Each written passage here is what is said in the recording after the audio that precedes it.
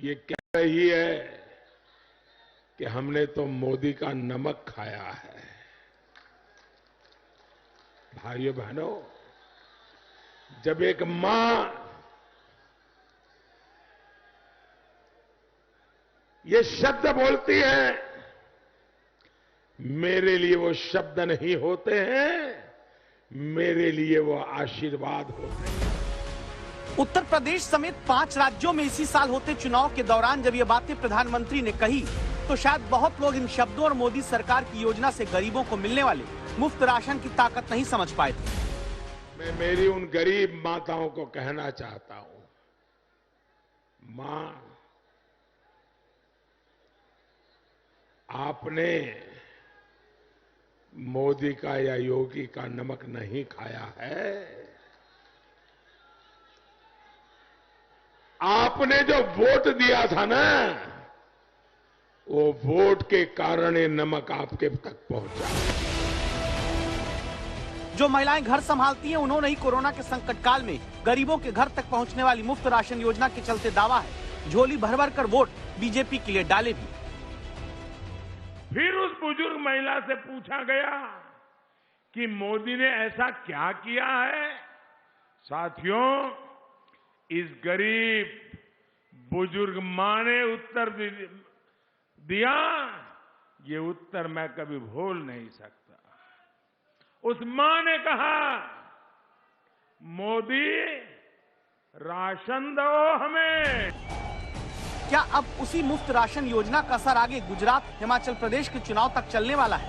इस सवाल की वजह ये, केंद्र सरकार ने बुधवार को लिए एक बड़े फैसले में फिर से अब प्रधानमंत्री गरीब कल्याण अन्न योजना को 3 महीने बढ़ाने का फैसला किया। यानी अब दिसंबर तक देश में 20 करोड़ परिवार के राशन कार्ड धारक और 80 करोड़ नागरिकों तक मुफ्त राशन पहुंचेगा। प्रधानमंत्री गरीब कल्याण अन्न योजना को अगले 3 महीने के लिए मंजूरी दी है, उसके विस्तार के लिए मंजूरी दी है। 80 करोड़ से ज्यादा लोगों को इसका लाभ मिलता है और इसमें अगले 3 महीने में लगभग 122 लाख मीट्रिक टन खाद्यान्न देश भर के 80 करोड़ से ज्यादा गरीबों को मिलेगा। देश में कोरोना की वजह से लगे लॉकडाउन के बाद मार्च 2020 में ये योजना शुरू हुई, जिसमें 80 करोड़ नागरिकों को 5 किलो गेहूं या चावल दिया जाता है। 6 बार अब तक इस योजना का विस्तार हुआ।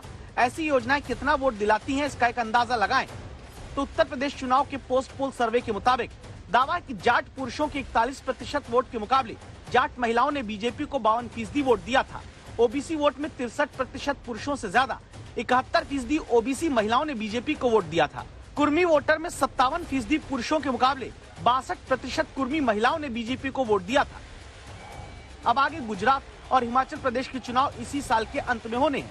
महंगाई पर जब आरबीआई कंट्रोल नहीं कर पा रहा, तब 3 महीने के लिए और 44,700 करोड़ रुपए के खर्च से गरीब कल्याण अन्न योजना का विस्तार वोटों के विस्तार में भी क्या नजर आएगा? आज तक ब्यूरो। देश की सरहद से आती चुनौतियों की दस्तक का मुकाबला करने के लिए सरकार ने आज एक बड़ा फैसला लिया। Retired lieutenant general Anil Chauhan अगले सीडीएस यानी चीफ ऑफ डिफेंस स्टाफ होंगे। जनरल बिपिन रावत के निधन के बाद यह पद खाली था। दुख में है, लेकिन दर्द सहते हुए भी हम ना अपनी गति रोकते हैं और ना ही हमारी प्रगति। दिसंबर महीने में देश के पहले chief of defence staff general Bipin Rawat के निधन के बाद ये बातें प्रधानमंत्री नरेंद्र मोदी ने कही थी। सीडीएस रहे जनरल बिपिन रावत को श्रद्धांजलि देने के साथ ही एक वादा भी देश से किया था। देश की सीमाओं की सुरक्षा बढ़ाने का काम,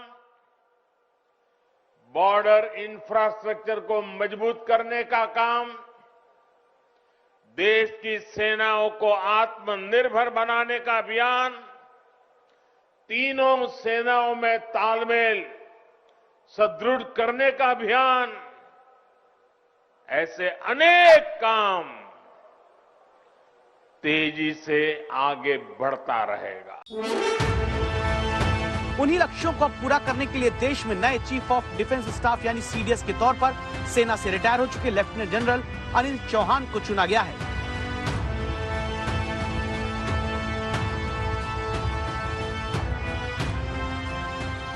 retired lieutenant general Anil Chauhan 40 वर्षों से अधिक के करियर में कई कमान संभाल चुके हैं। जम्मू कश्मीर और उत्तर पूर्व भारत में आतंकवाद विरोधी अभियानों का अनुभव रखते हैं। 1981 में भारतीय सेना की 11 गोरखा राइफल्स में भर्ती हुए थे। मेजर जनरल रैंक के अधिकारी के तौर पर उत्तरी कमान में महत्वपूर्ण बारामूला सेक्टर में एक इन्फेंट्री डिवीजन की कमान संभाली थी। बाद में लेफ्टिनेंट जनरल की जिम्मेदारी के साथ उत्तर पूर्व में एक कोर की कमान संभाली। फिर सितंबर 2019 से पूर्वी कमान के general officer commanding in chief बने।